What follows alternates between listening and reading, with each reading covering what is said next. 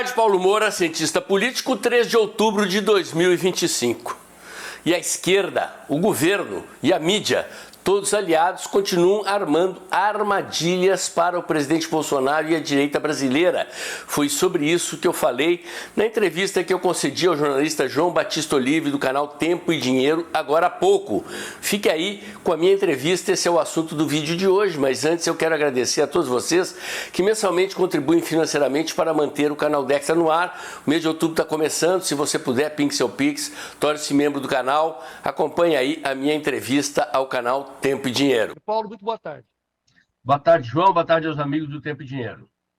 Eu digo que é desgosto da esquerda porque eles gostariam que a gente não falasse mais nada dessa, né, Paulo? A eleição do ano que vem como definida pelo Lula, que o Bolsonaro vai estar preso, já está preso, mas vai sair do ar, etc. Mas não é assim, não é disso que se trata. O nosso título está aí, mais uma armadilha para Bolsonaro, e vamos dizer do que se trata. São duas, né? A primeira armadilha saiu na Folha agora há pouco, dando conta de que o Bolsonaro teria autorizado uma chapa entre o Tarcísio e a Michelle como vice. Está aí a manchete. Aí sempre aquela tem que fazer aquela pergunta, né? Mas essa informação é originária de quem, né? Quem é que está tentando criar esse tumulto aí, Paulo? O que você acha? João, os interlocutores qualificados para transmitir à opinião pública o que o presidente Bolsonaro pensa são os filhos, né? Talvez a dona Michele, o Flávio, o Carlos, né? Infelizmente o Eduardo está lá nos Estados Unidos, incomunicável com o presidente Bolsonaro por decisão do Alexandre de Moraes. Então, enquanto os interlocutores diretos do presidente Bolsonaro não vierem a público dizer que o presidente Bolsonaro tomou uma decisão, eu não levo a sério nada do que sai na imprensa. Há uma pressão muito grande, o Centrão quer que Bolsonaro se defina logo, né? De preferência antes do fim do ano, ou quanto antes. Tem uma ala do Centrão que não quer nenhum sobrenome Bolsonaro na chapa, e existem várias possibilidades à frente, mas oficialmente, enquanto ou o Flávio Bolsonaro ou o Carlos Bolsonaro não vierem a público afirmar categoricamente o que o presidente Bolsonaro decidiu sobre a eleição, eu não levo nada a sério, né? Tem 3 prazos aí a serem levados em consideração. Um é esse prazo do fim do ano, que é um prazo que o Centrão está tentando impor, querendo que o presidente Bolsonaro se defina o quanto antes. Tem um outro prazo, que é o prazo da desincompatibilização, que é início de abril do ano que vem, pela lei eleitoral. Se o governador Tarcísio quiser concorrer a presidente ou a qualquer outro cargo que não seja o de governador, ele tem que se desincompatibilizar do cargo. E há um terceiro prazo, que aí, ao meu ver, esse prazo exclui o governador Tarcísio da candidatura, que é lá em setembro do ano que vem, quando o TSE teria que se pronunciar sobre a ineligibilidade definitiva do presidente Bolsonaro, e o presidente, então, reproduziria a estratégia do Lula, que levou a sua candidatura, mesmo preso até o prazo limite, e indicou Haddad depois disso, né? E perdeu, terminou perdendo o presidente Bolsonaro em 2018. Então, nós temos esses 3 prazos, um deles é o fim do ano, um deles é abril, o outro é setembro do ano que vem, e eu só levo a sério qualquer definição se o presidente Bolsonaro, através dos seus interlocutores oficiais, que são os filhos, ou eventualmente a dona Michele, vierem a público afirmar que esta é a decisão do presidente Bolsonaro. Até prova em contrário, é pura especulação e plantação na mídia de intenções de terceiros. Pois é, armadilhas, né? Mas assim, tem um quarto prazo que eu quero que você também analise, que é o prazo que eu acho que é o de setembro do ano que vem, que é o prazo do Bolsonaro. Porque se ele concorda com essa manchete, não, o meu ungido aí é o Tarcísio, ele sai da mídia, ele sai da mídia, ele está fora, mas ele sai da referência, né? Ele fica sendo apagado, vamos dizer assim, em termos de interesse da corrida presidencial, e ele fica escanteado, sem força, sem poder, deixando todas as atenções dos holofotes para o Tarcísio e para a Michelle. Me parece que não é uma atitude inteligente. Eu acho que ele vai até setembro, não é, Paulo? Do ano que vem. É difícil de afirmar. Setembro seria o terceiro prazo da lista de 3 prazos que eu citei, né? Esse final de ano, abril ou setembro do ano que vem. Mas você tem razão nisso que você afirma, né? A partir do momento que o presidente Bolsonaro ungiu um escolhido, a mídia vai todo, o sistema político vai todo tomar como referência esse escolhido e o presidente Bolsonaro perde relevância política, né? Por outro lado, se ele não se define, se ele segura até setembro, a eventual alternativa da direita fica toda ela presa na sua capacidade de articulação, formação de palanques, alianças, coligações, definição de tempo de televisão, fica toda postergada até a última hora, né?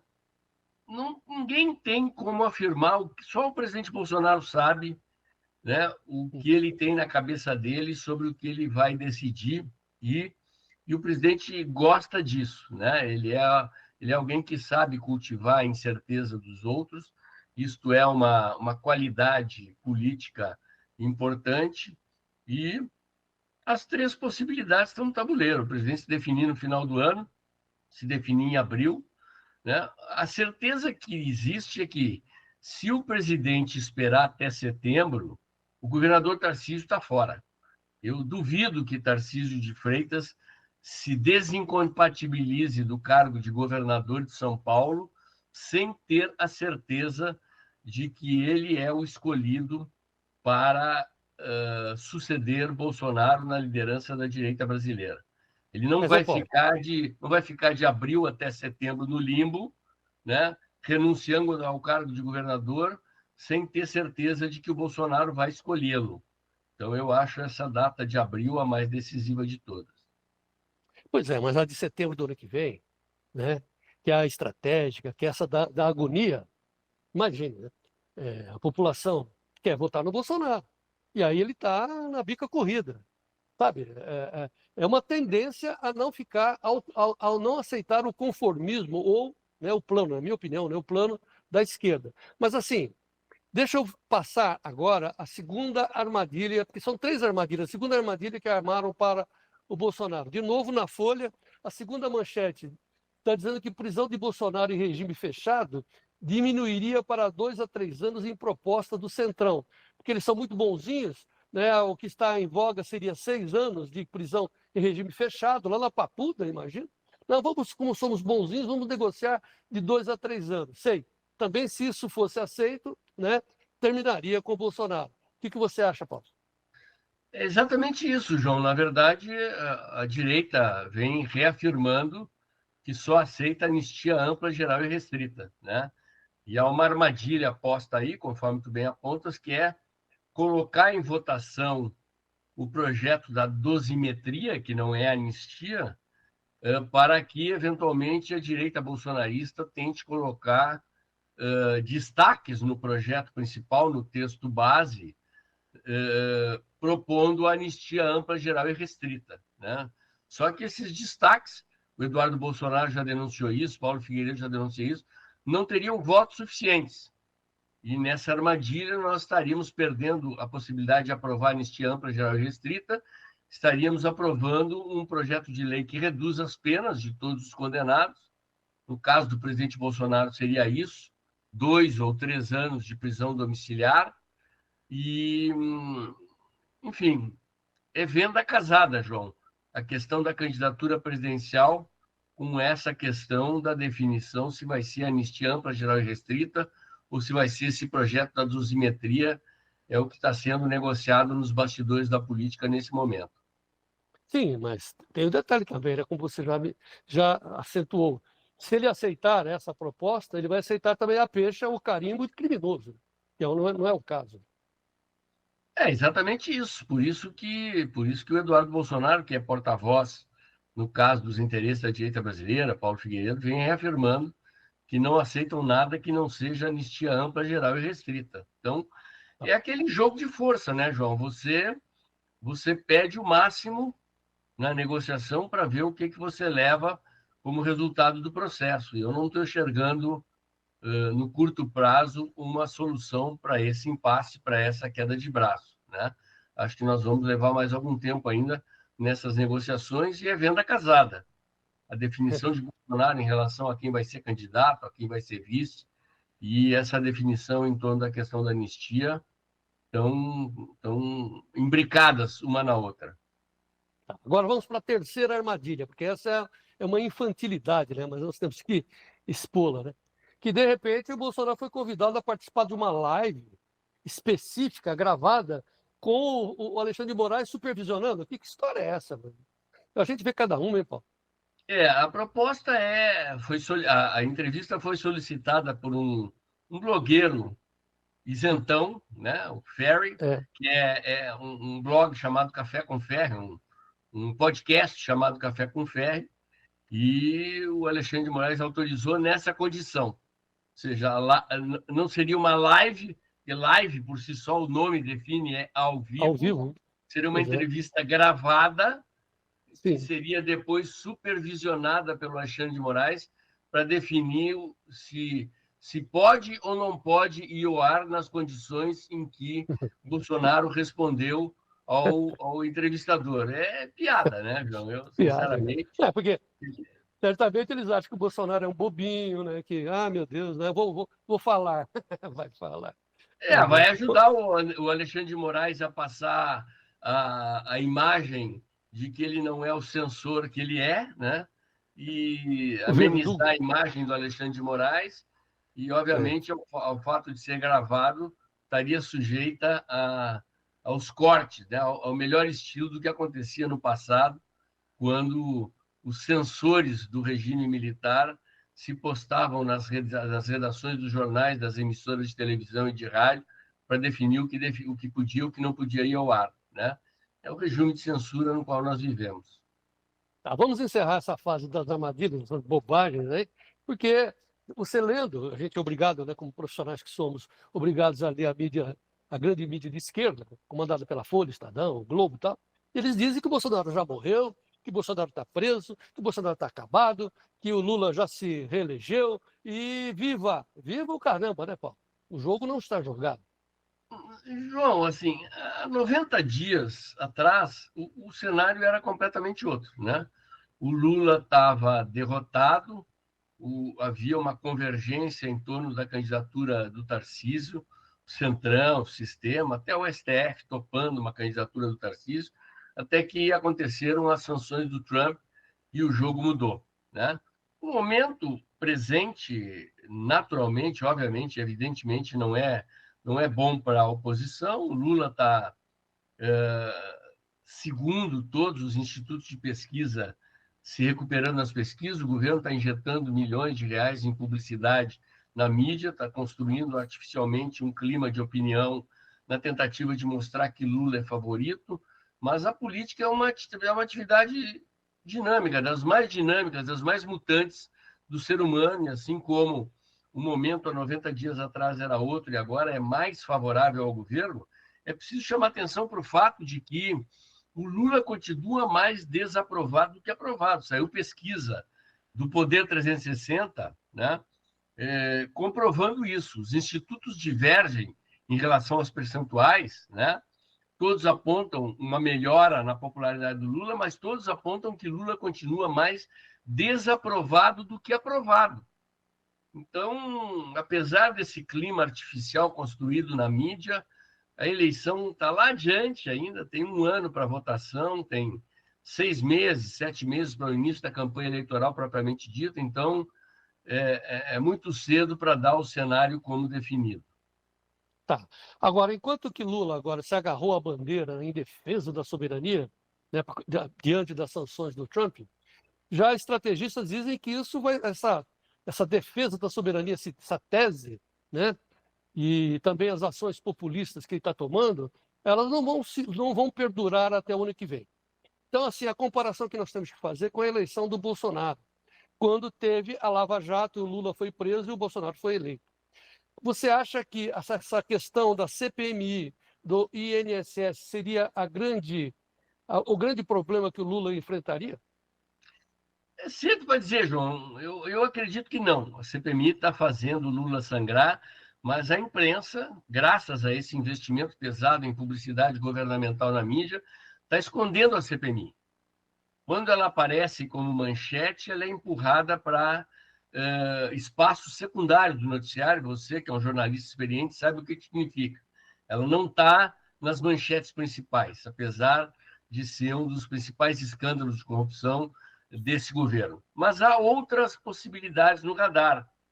No meu vídeo de ontem, no canal Dextra, eu citei a informação do jornalista Alan dos Santos de que o governo americano está reabrindo as investigações sobre a Odebrecht e os escândalos de corrupção que envolveram 788 milhões de dólares em propinas injetadas pela Odebrecht em 12 países da América Latina, lá naquele período do auge do mensalão, um esquema de corrupção que o PT exportou para outros países na tentativa de eleger presidentes ligados ao Foro de São Paulo. Então, o governo Trump está agindo. Há outras possibilidades de sanções da Lei Magnitsky contra magistrados do STF. O encontro do Lula com o Trump não aconteceu. O governo está numa encalacrada ali, não sabe como lidar com a situação, teme de que Lula, sentado ao lado de Trump num evento na Casa Branca, resulte numa humilhação do Lula, como aconteceu com Zelensky, com o presidente da África do Sul. Então, assim, nós temos muito tempo pela frente, muita coisa que pode acontecer e alterar o curso dos acontecimentos e transformar o ambiente pré-eleitoral de 2026 num ambiente totalmente diferente daquele que nós estamos vivendo agora. Bom, mas mais do que ninguém, você como cientista político sabe daquela famosa frase daquele marqueteiro americano que disse que a economia, estúpido, a economia, ou seja, a economia, e o Lula está injetando dinheiro a mais não poder em atitudes populistas, né? Dando bujão de gás, a Janja cantando, olha o gás, que coisa maravilhosa. E agora ele pensa até em entrar na seara dos ônibus, pagando ônibus de graça, pensa em fazer reformas para a classe mais necessitada das suas casas, etc. Todas as ações populistas que redundam em aumento nas taxas de juros, obviamente, na inflação. Ontem, você foi, mais uma vez, brilhante. Eu queria que até o Davi colocasse a tela com a sua abordagem aí de ontem, que é um país no vermelho, até repercutir, um país no vermelho. Um país no vermelho faz uma aliteração à bandeira vermelha do Lula, mas principalmente acentua que o Brasil, a economia do Brasil está no vermelho e as famílias estão no vermelho, né? Com 50% das pessoas endividadas, 75% do movimento já está comprometido. Isso é a economia. Fora a economia da família, fora a economia do país, né, que não aguenta mais essa taxa de juros de 15%. Você não acha que esse é o fator primordial que vai tirar o Lula da parada? João, certamente isso pesa, né? É bom observar, com todo a avalanche de dinheiro público injetada na economia com publicidade governamental, mesmo assim, o Lula continua mais desaprovado do que aprovado. E por que isso? Porque a situação da economia brasileira não está boa, né?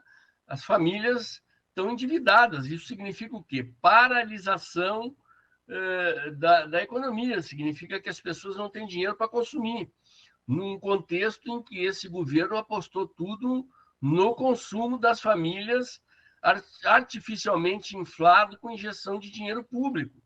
Mesmo com a taxa de desemprego artificialmente constituída do jeito que está, porque, afinal de contas, uma quantidade gigantesca de gente que recebe Bolsa Família, BPC, aposentadoria, não é considerado desempregado, então é um cenário de desemprego artificial. Mesmo assim, o governo não conseguiu fazer com que o Lula virasse alguém mais aprovado do que desaprovado. Como você falou antes aí, esse discurso da soberania acabou. O gás que ele poderia dar para o Lula dar uma melhoradinha nas pesquisas, deu. E o Lula não conseguiu inverter o gráfico de aprovação e desaprovação. Então, assim, eu obviamente não menosprezo o poder que a máquina tem em situações como essas, do Lula injetando artificialmente dinheiro no bolso das famílias, com vale gás, com conta de eletricidade subsidiada para as classes populares, com o aumento do Bolsa Família. Eu não menosprezo o poder de fogo, mas o cenário da eleição presidencial de 2026 é um cenário de empate técnico com direita e esquerda. E é preciso levar em consideração de que a direita ainda não tem um candidato definido. Consequentemente, é uma polarização em que um dos polos tem um candidato com a máquina pública na mão, gastando dinheiro público, injetando dinheiro no bolso das pessoas, e o outro polo, que é o polo da direita, ainda não tem o seu candidato definido. E mesmo assim, nós temos um cenário de empate técnico, de polarização cristalizada. Um cenário que vai se alterar no momento em que o presidente Bolsonaro indicar o seu nome e em que a situação da economia brasileira, que não é boa, vai pesar como critério de definição de voto dos eleitores. Vamos acompanhar, é muito cedo para jogar toalha, para dar a eleição por perdida, apesar do momento presente ser mais favorável ao governo do que à oposição. Isso é resultado, e por fim, esse é o fato que a gente quer encerrar a nossa entrevista, com o resultado e consequência do dinheiro público injetado na mão dos influencers, dos meninos da Janja, né? A Janja se posicionou, fez um vídeo mostrando os rapazes, as meninas, os influencers que estariam recebendo dinheiro público para fazer essa campanha, né, a favor do Lula. Então, é uma coisa escancarada, ilegal, imoral, enfim, mas aqui está. Mas é por que inclusive, eu abordei hoje no meu comentário aqui no Tempo e Dinheiro. Por que eu estou abordando isso? Imagino que você também se sinta incomodado. Porque no momento que a gente vai ao ar, como estamos fazendo agora, imediatamente a rede de influencers entram, né, pagos, claro, para tentar nos desqualificar ou tentar mudar de assunto ou nos xingar, né? Fica xingando. E a gente fala, deixa para lá, né? Para que eu vou perder tempo com esses caras? Mas, às vezes, se a gente não esclarecer, parece que a gente está se diminuindo. Como é que você vê essa forçação dos influencers, Paulo? É parte dessa onda de gasto público com publicidade que eu me referi anteriormente, João, né? É bom observar essa pesquisa do site Poder 360, que foi divulgada ontem e hoje. Hoje saiu nesse site uma pesquisa mostrando que 61% dos brasileiros que conhecem a Janja rejeitam a Janja, né? Então, é preciso levar isso em consideração.